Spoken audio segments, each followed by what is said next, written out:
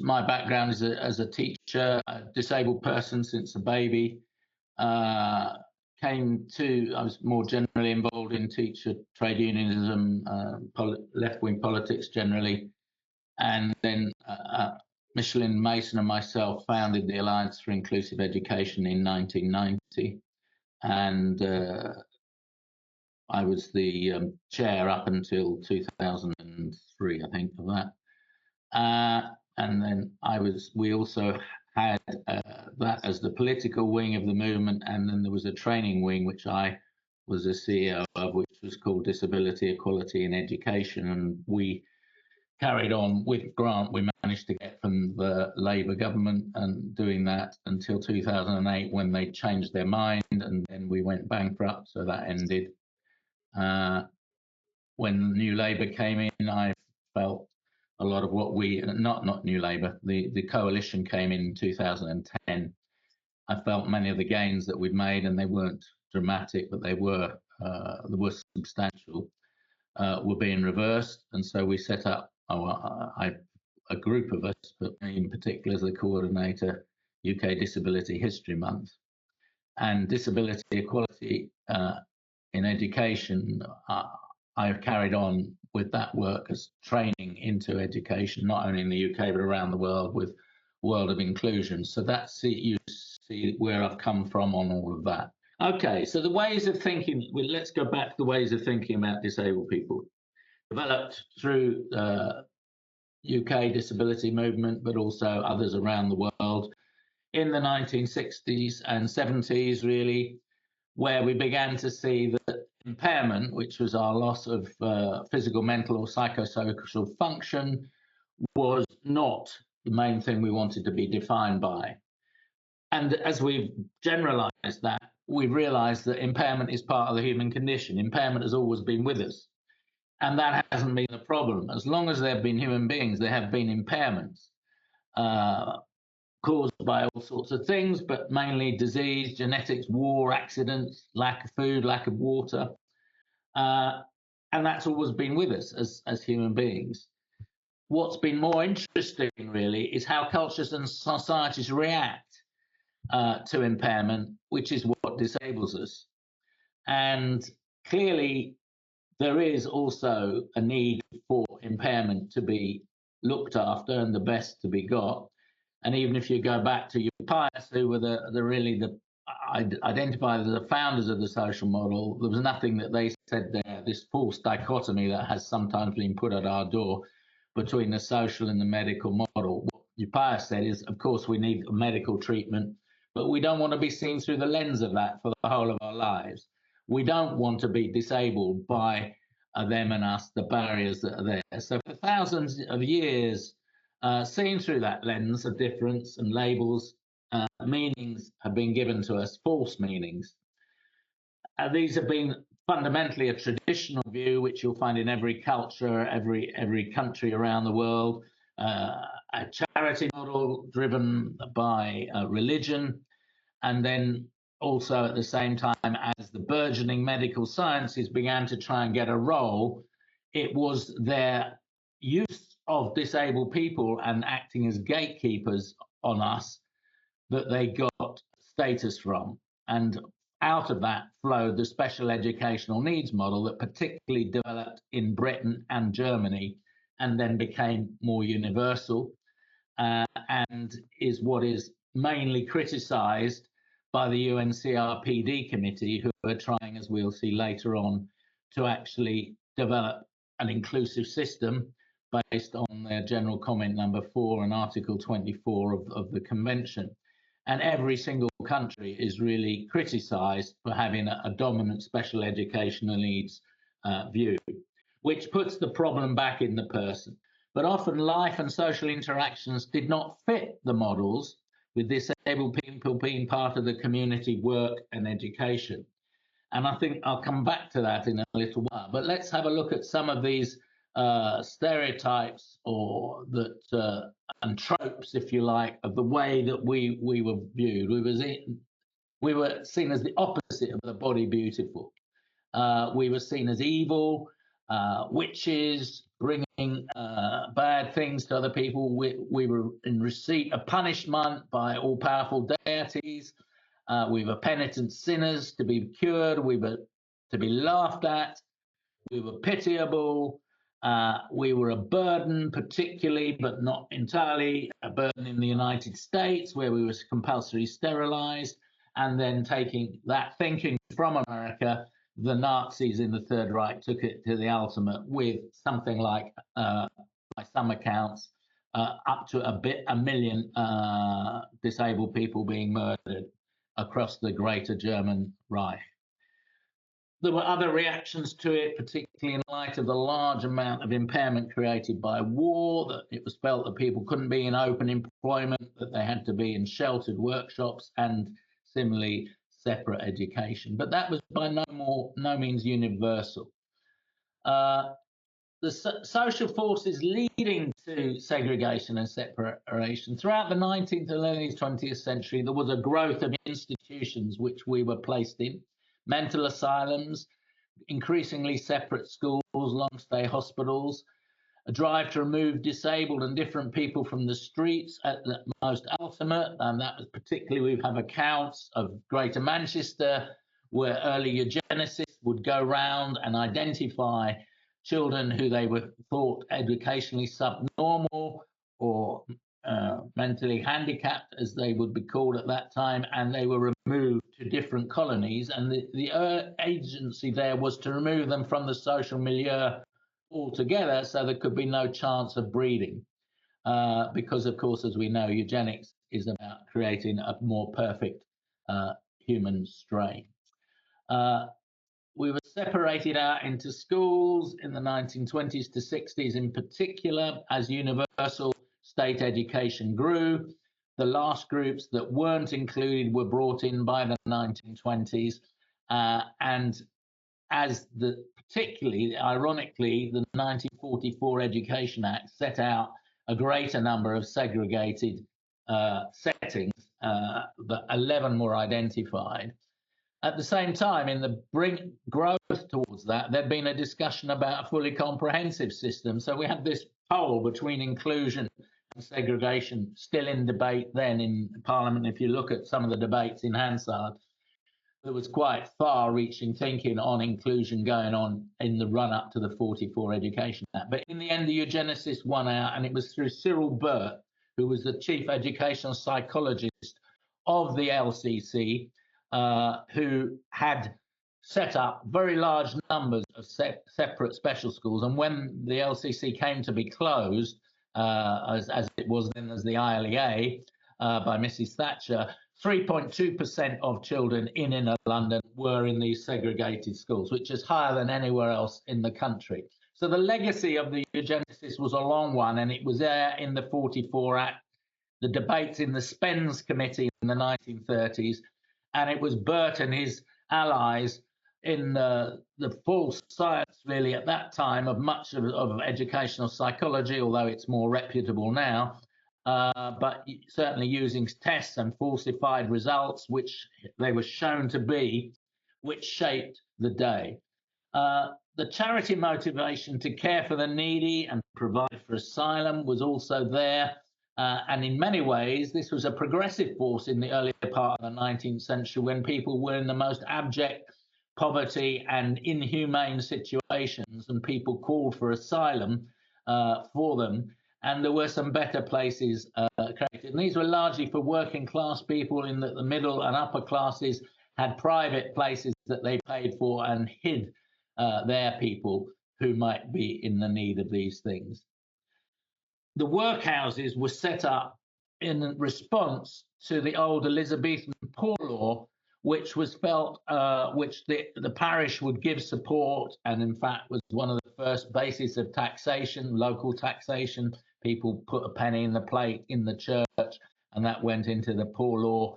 And people were given out relief if they were old, widows with lots of children, or disabled people, and they could stay in their own accommodation, really. It was quite inclusive in many ways. But the 1834, the depression that came after the end of war is always an inflator of economies, led to cuts in prices and large numbers of people being thrown out of work, had been in the manufacturing sector that had been feeding the war. And those in control brought in the 1834 Poor Law. So you could no longer get relief in your own house. You had to go to the workhouse. And there, the less eligibility principle was there, i.e. you would get less relief than if you were working or in any other situation. Ironically, by 1860s, research into the workhouses shows that the majority of people were not the skivers on Benefit Street, as we've seen in the last few years, but instead were, in fact, old and disabled people who had nowhere else to go. And that continued to be the case right up until the 1940s, when they were finally shut down and brought into the NHS, into the social services. The other issue which was there driving this was, as we said, eugenics, and there's been quite a lot of discussion about that, but getting rid of undesirable traits of human beings. And there was particularly a movement that said, well, there's a group in between those who we've locked away in asylums under the 1850 Asylums Act, who were, if you like, idiots, as they were called at that time, people who couldn't take care of themselves, or people with mental health issues of one sort or another, either depression or psychosis, and they were locked up. Every county had to have one of these segregated hospitals, and as I said, the new directors of these became high status people, leading to psychology. This, of course, led in many ways to many tests that were linked, and the eugenics movement, if anyone studied statistics, is intricately linked to many of the lead statisticians whose names are still on many of the tests that we do. And the aim of those statistics that they produced was to try and show that there was an in-group of human beings who were okay, and those who were out on the edge who had to be separate and were seen as a danger. It was this hidden danger that was really that drove the eugenics movement, particularly the setting up of the British and American eugenics movements, that this was a hidden enemy within, that if these people breeded, they would undermine the gene pool, and hence we got the move in America to 37 states having compulsory testing before marriage, and then as a result of that, the making sure that people couldn't have children. And in Britain, that was on the agenda in the debates of the 1913 Mental Deficiency Act, which followed a royal commission of inquiry reported in 2008. And from that, there was a move, particularly led by Winston Churchill, to have mass sterilization, but he was defeated by the Catholic Church, who mobilized people in the Parliament. And in the end, we got the Mental Deficiency Act, which relied on geographic segregation and was a job that was given to the local council. Because of the First World War, it didn't really come into being until 1919. But after that, you found that there were people going around hooking kids off the street, hooking people in and taking them to a doctor who provided these rather useless IQ tests and other sorts of tests. And once they signed this, then that person was in these institutions for life. And we know there were quite a lot of people there who never came out, or when they did come out, were completely institutionalized. In these institutions, there were schools for children, as there were in the workhouse, actually. And there was a period from 1834 to 1870 where the best education for working class people was actually in the workhouse. It's ironic in many ways.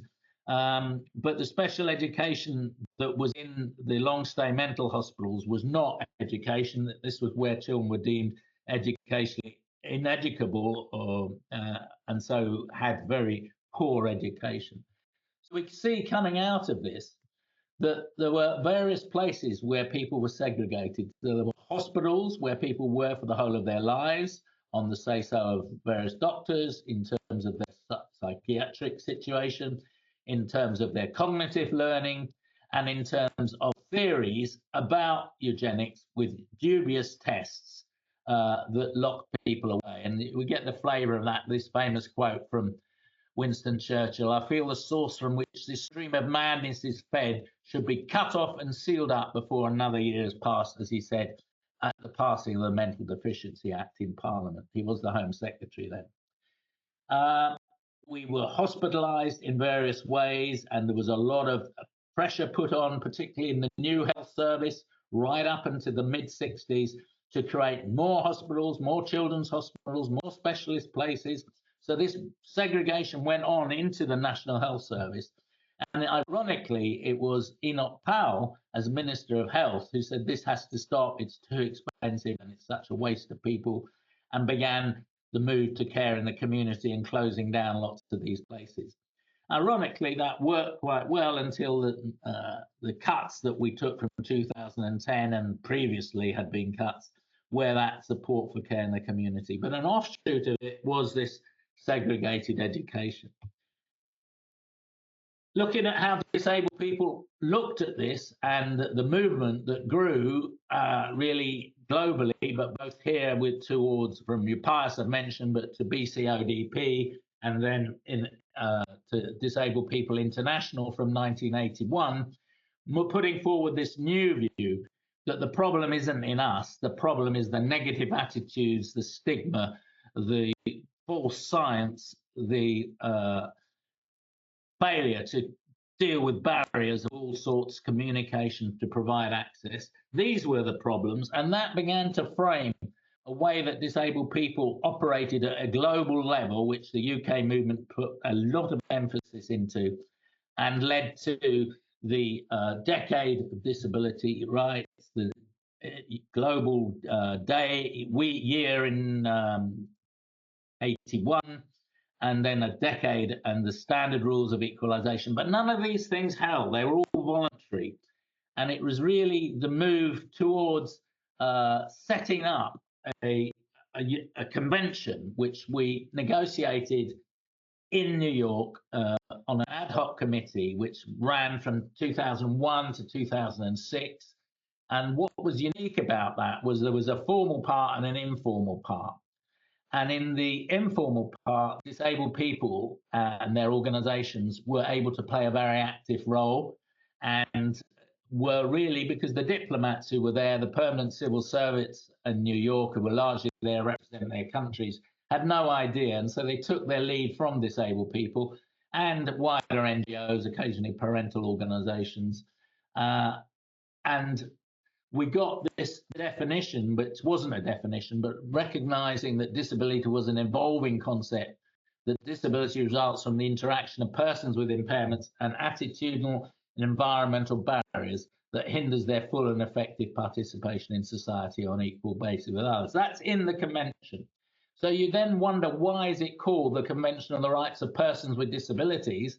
Because it's talking about people with impairments there, disabled by the barriers beyond them. It's a social model convention. And yet it wasn't that actually took place. It was co-opted by particularly the parents' movement in America and others around the place, who said that this cannot be. We can't have this. We are persons with disabilities. So person first language dominated, rather than where we all stand in the UK on that the oppression should be first. We moved from a dominant medical model to a social model as a result of that convention. So, for instance, right across Europe, the European Disability Strategy of 2010 actually takes this definition and moves forward on it. The problem is that in terms of across Europe, a reserved area is education, and therefore the more progressive view across Europe doesn't actually hold for education. There are some legal rulings on it, but not many. Although the European Agency has been moving, which is funded by all the governments of Europe, including those who've left, such as the UK, but also those who never were in, like Norway and Iceland. And they do show quite a significant move, increasing movement across Europe to more inclusive approaches. And it might be something people want to look at in terms of framing legislation. The World Health Organization, using this approach, estimates 1.3 billion disabled people across the world, 16% of the world population, and have developed, as a result of that, statistics have been developed by the Washington Group, which are based on a more of a social model approach than not entirely, I would suggest, where they ask people if they have difficulty doing different functions rather than saying, is there anyone here who's blind, deaf, etc., when they go around household surveys. However, that has worked in a number of countries, such as Tanzania and Kenya, which has brought statistics up from about 2 to 3% up to 16 and even 25% of the population minorly affected by impairment. Hasn't been possible to break through in India, who continually stick with a medical model approach and keep returning 2.3%, when in fact people in India who say they think, which is it should be around 16%, which would be 270 million disabled people in India, which is probably much nearer to what it is. So UN disability, if people want to know much more about that, there's lots of information there on where people are at. As I said, Article 24 and the general comment number 4 are really good places to look at. Wouldn't necessarily be entirely what we would want in an Inclusion Act, but I think it does, as a result of a general day of discussion that the committee, which is elected by all the countries and is usually majority disabled people, I think there's only 2 of the 20 this year who are not, doesn't mean they're from the movement, but they did adopt this general comment number 4. And of course, the UK government has a reservation against the article on 24 and maintains it. It may be worth testing the waters, just a suggestion, as the Scottish and Welsh parliaments had voted previously that they wanted to get rid of that reservation and fully adopt the UNCRPD into law.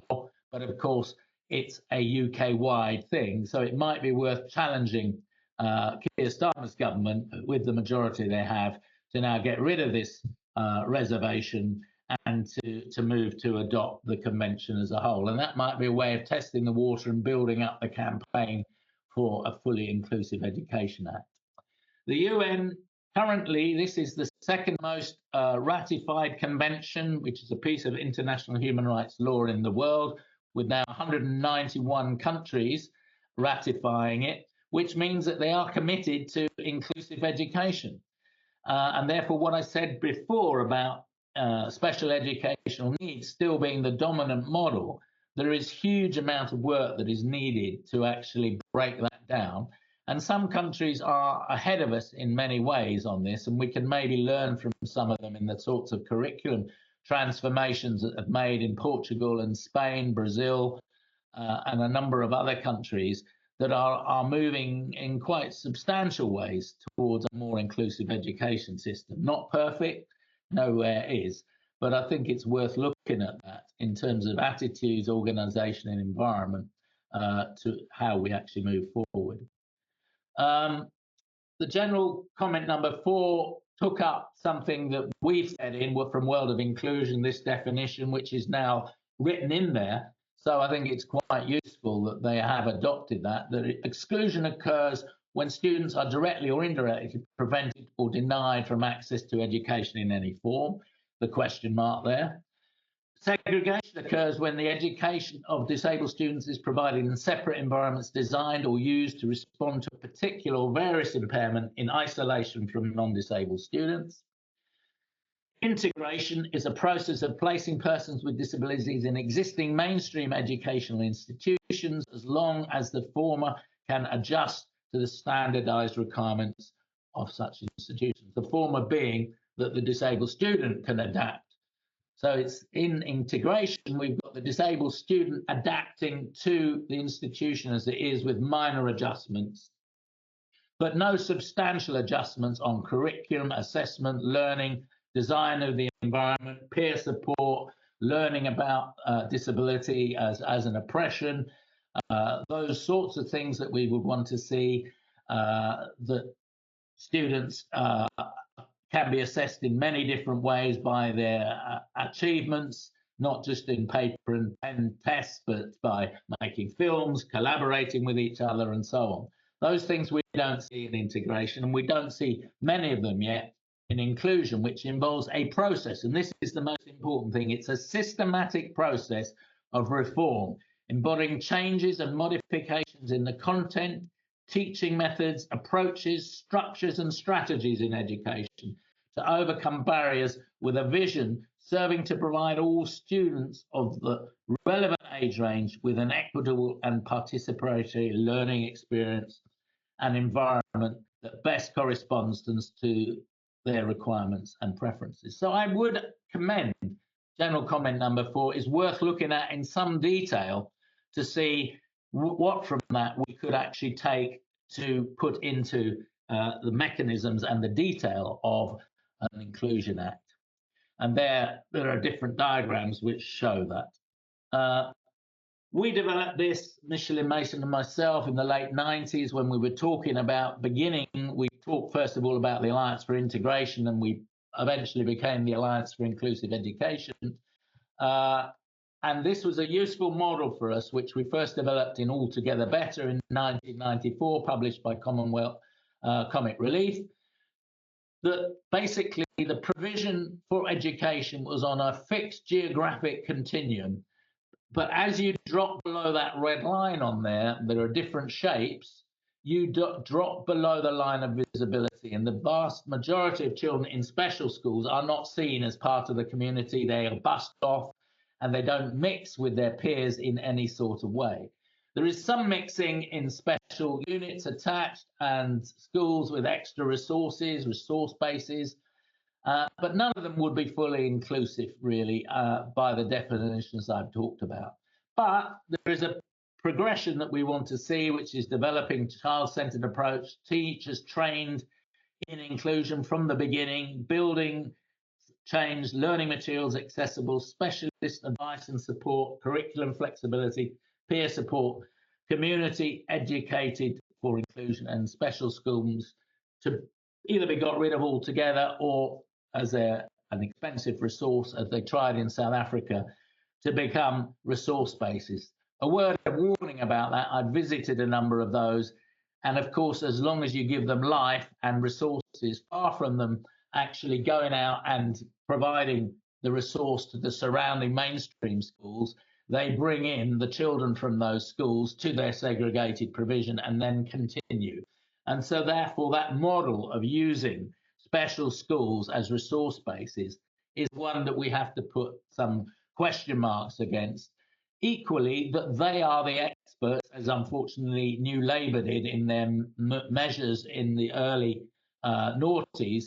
They thought that the expertise for inclusion rested in the special schools, and if we could just free up teachers from those special schools, they would be the ones who could come and actually include children. But what we found was that many of those teachers had gone to special schools because they didn't like or couldn't cope with the diversity in a mainstream school, were not able to work in mainstream schools, and where they were, they then brought into the mainstream schools by setting up units and resources, mini special schools in the mainstream school. So their whole training and conditioning is against actually developing inclusion. So what do we see in those early days as the core of it?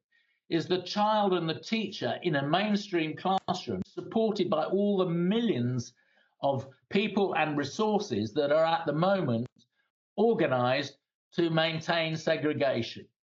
And so you have to break down those services so that they are turned to support the school and attached to the school, whether they be specialist services for hearing impaired, for people learning Braille, relatives of the children, developing person-centered approaches, training the Senkos so they become, if you like, the coordinator rather than doing all the work, to train all the staff, including the support staff in the school, to do this job. And we saw some examples of that. And the Alliance in its early days went around and found examples of a number of schools. I think it's out of print now, but it's worth looking back at some of those. That was quite a good thing. And me, through World of Inclusion, I was asked to film good practice of bringing this into schools by the Department for Education. And I'll come on to that. But it was this that we were thinking about very much. So what do young disabled people in England, and we picked this out in Disability History last year, the Children's Commissioner did a survey, which is actually quite representative. It's a statistical sample of 3,593 disabled children in March last year.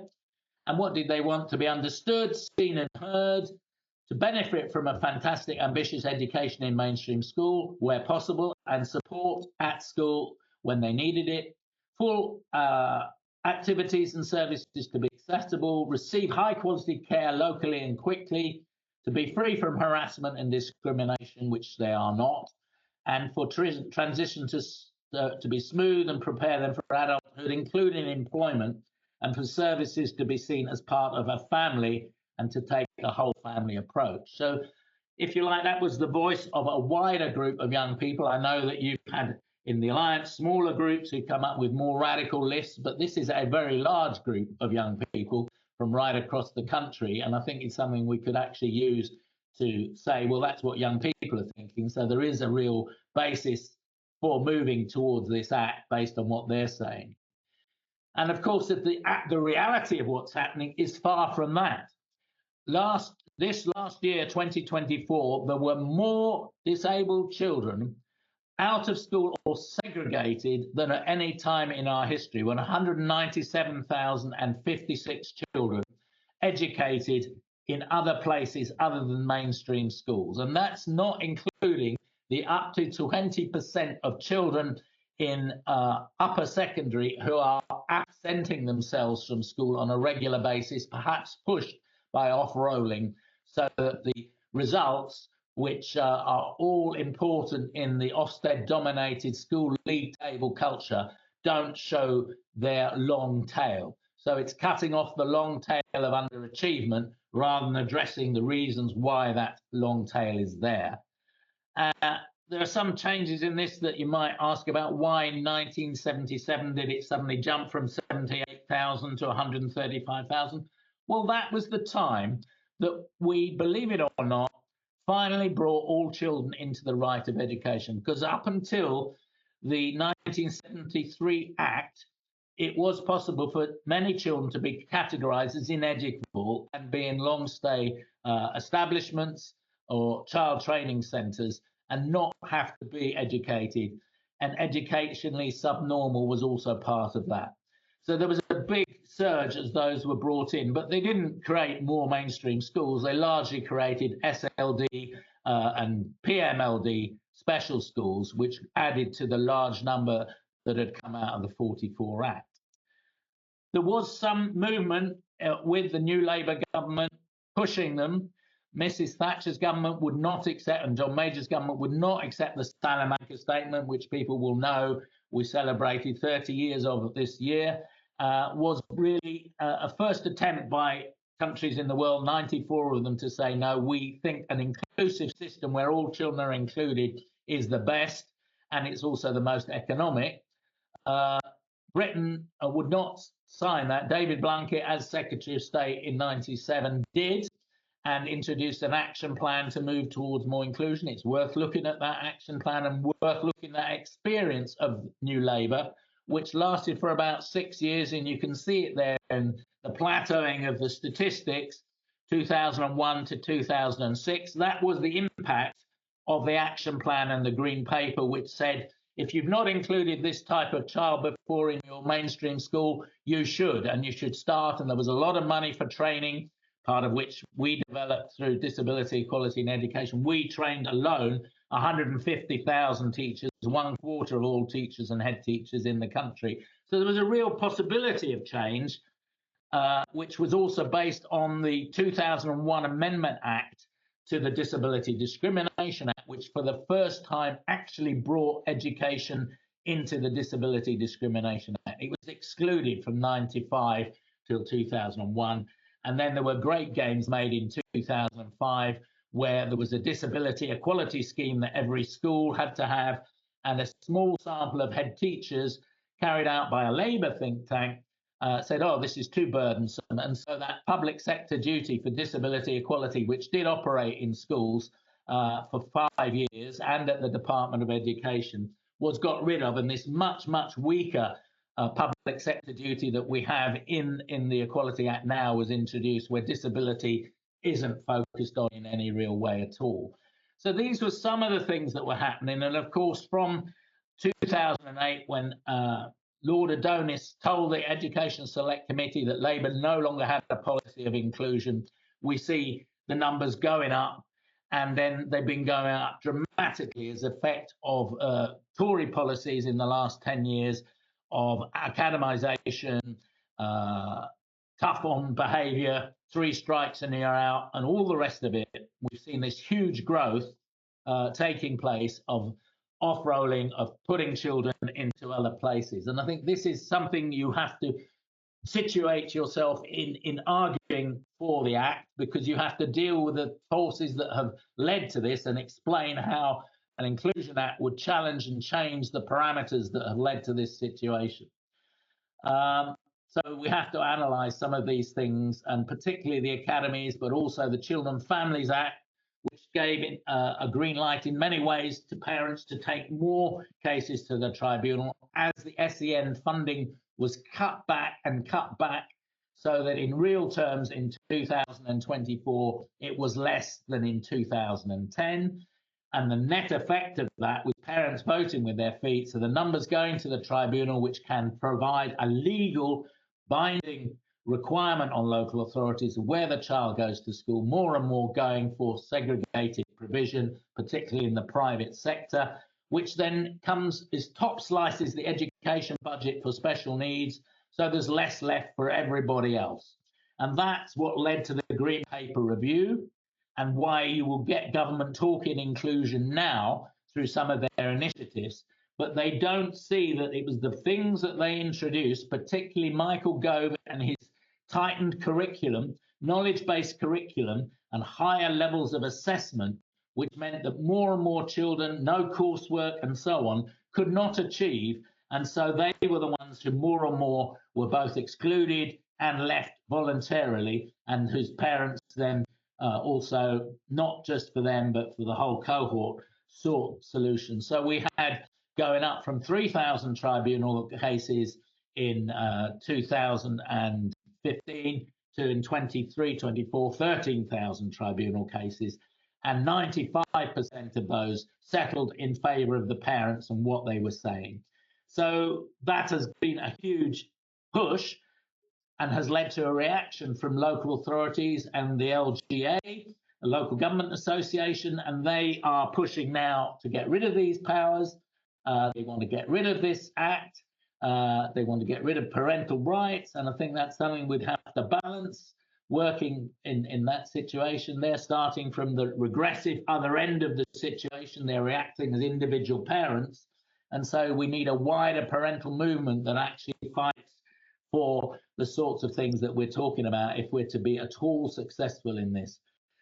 2004, as I said, saw the highest number of segregated in special schools, independent schools, and an alternative provision. The government in the last 10 years has seen to take off-site units, which were often seen as sin bins or dumping grounds for kids, and to say, no, we're going to turn these into schools.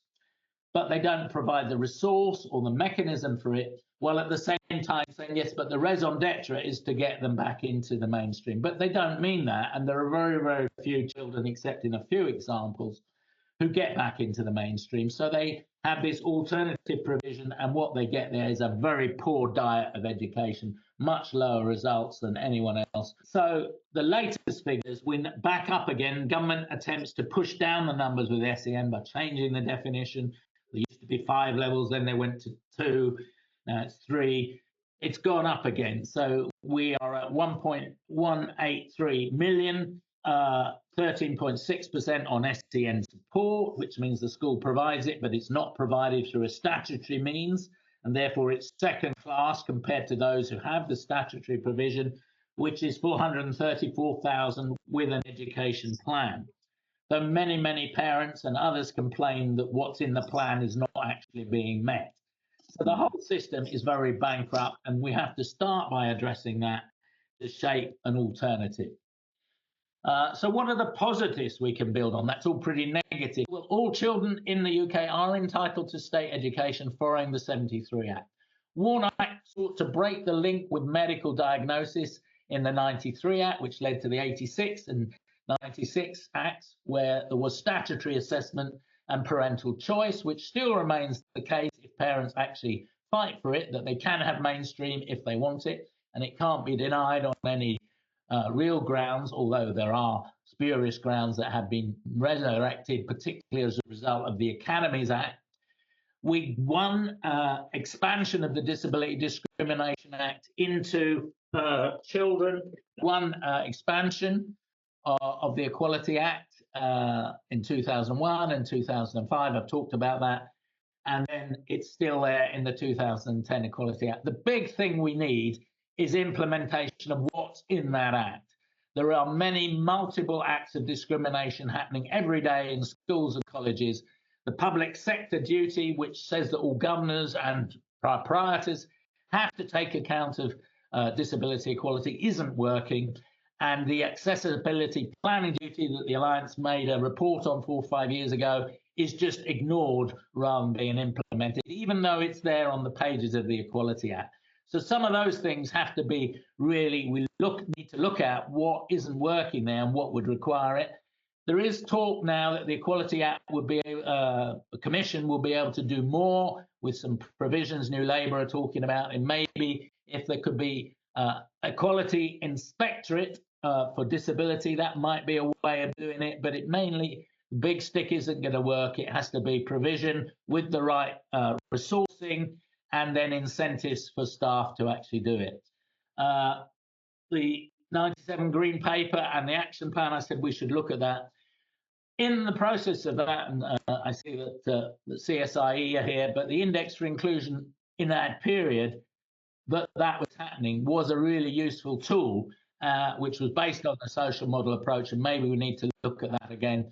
And implementing the Disability Discrimination Act, which was the film that I made for the government, looking at 41 schools in 2003-04. There was some really good practice there, and it's still available. It's on our website.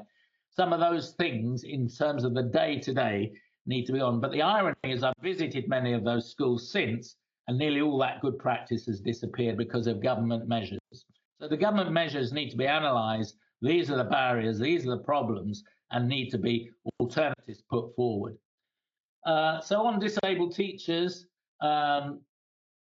UN says that we need measures to employ disabled teachers, and particularly teachers with disabilities. This has been largely ignored. Some academics, Nora Gross, Single, and Ware did some research on this just last year, and they found that disabled teachers didn't really figure in the process of what was going on. Pedagogy should be shaped by our life experiences, but it isn't. And I did some research on this in 1990 and 2007, and what they found is no different to where we are now in terms of the very low number of teachers who identify as disabled, 0.5%. Of course, it's nearer to 8 or 9%, but because of the fear of management and the lack of protection to these people. A good measure of that is, this was under the Tory government, where we moved to remove medical standards of fitness to teach, which were removed in Scotland and Wales as a result of an inquiry by the Equality Commission. But the government here refused to move to a competency-based model. So that might be one of the things we'd have to start at. So there was a level playing field for at least bringing disabled teachers into the classroom. And the other thing we would need to say is, on terms of moving in the teacher unions for inclusion, I played quite a big part in that. We won the first motion to set up a disabled members working group, first of all, in the National Union of Teachers in 1989. We didn't even dare to raise the question of inclusion for another 6 years. But in 1996, we won on a small vote. This is a card vote where people count the number of teachers in their district using Salamanca. So the NUT then in 96 did develop a policy of inclusion from that point on. In 98, a similar motion was carried by a very large majority, and it's been the policy since. However, officers like John Bangs, the Assistant Secretary, consistently undermined it because it said it had membership qualification implications, and the NUT would lose 20,000 members in special schools. That didn't prove to be the case. We didn't lose any as a result of that policy. The Trade Union Congress, which had trade unionists from the teacher unions on it, did develop a policy in 2002, 2003 too, which I think I would commend as one that might be quite good. Apart from one or two clauses, it says all the things that we would want to say, and it was agreed by the Trade Union Congress representing trade unions all over the country and all the education unions. There is a clause in it which perhaps is not so good. Obviously, support removing barriers, provide additional support, and ensure disability equality training, and to provide the right funding. But there was this paragraph in it about children with difficult behaviours. Number 7, some pupils and students, particularly those with challenging behaviour, are a danger to themselves and others. This was, of course, the NASUWT were part of this, and they have always had that view, want high levels of exclusion of children. There was a change in the last part of the Labour government, 2008-2010, introduced emotional intelligence, and there were some real improvements that would need looking at in places like Southampton and Portsmouth, where the number of exclusions came right down, and children became much more able to navigate the complex environments that they were in schools by having these extra skills. For inclusion to be successful, it has to be staff, parents, students, and communities, including organisations of disabled people, to be involved, and that remains the case. So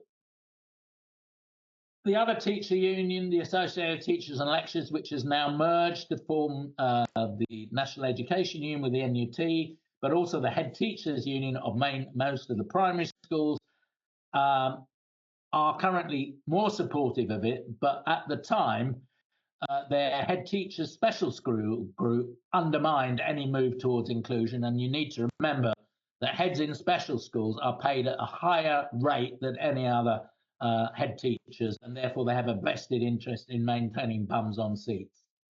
So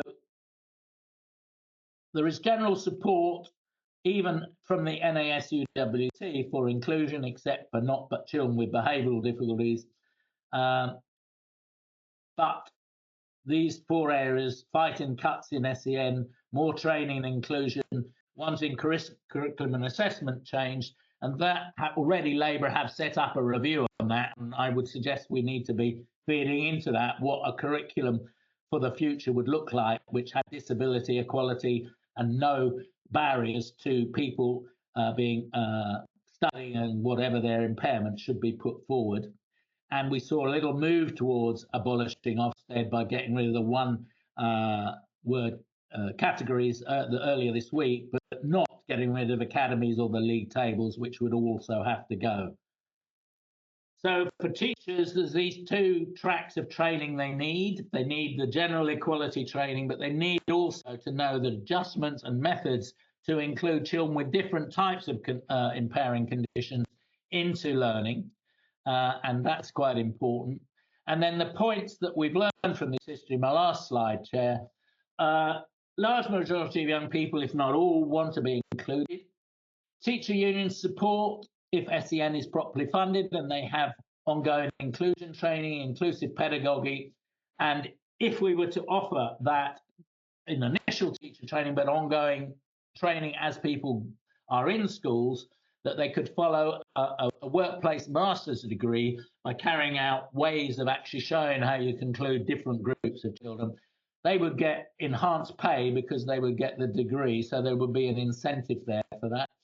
teaching assistants who play a vital role in actually making inclusion work and have been the biggest casualty of the cuts over the last 14 years. They are the ones who need to have a proper role, a proper pay structure, career structure, and conditions and training, so they can play a vital role in making inclusion work within the schools. We need to break the medical model to resource mainstream schools for inclusion rather than resourcing children for what they can't do. We need to resource the schools for what everybody can do. Disabled teachers and staff need to be recruited and play a role, including in the leadership of the schools. We need to challenge, is the role of having each school as its own employer recruiting people a good one? In Wales and Scotland, we've got a model where the local authority still does all of that, and they seem to have a lot less trouble in doing things than we've had in the UK. We need a transition time, or do we need overnight closure? In Italy, they shut all the special schools overnight in '78. It was traumatic, but it made the change. But of course, there were then reactions so that there were extra teachers, 60,000 extra teachers in the mainstream. But unfortunately, if you go and visit those classes, often those teachers are teaching those children separately in the same classroom. So it hasn't really changed things that much. So you need to do the groundwork. You need to do the preparation. School curriculums need to be inclusive, student-friendly, and challenge disability discrimination, prejudice as part of challenging other discriminations and their roots. And we need to work on zero bullying and harassment. And what we've learned on that, only the students themselves can make that happen by having it as part of their core values that they operate throughout the school. And the best way into that is to develop emotional intelligence as part of the learning within the school. An educational environment made barrier-free, so getting rid of all of those schools. There's no time limit at the moment on making all schools accessible, not just in terms of the physical, but also in terms of access to the internet, access to the curriculum, access for blind, deaf children, access for those who are neurodiverse. All of that needs to happen as part of any sort of act. Okay, thank you very much.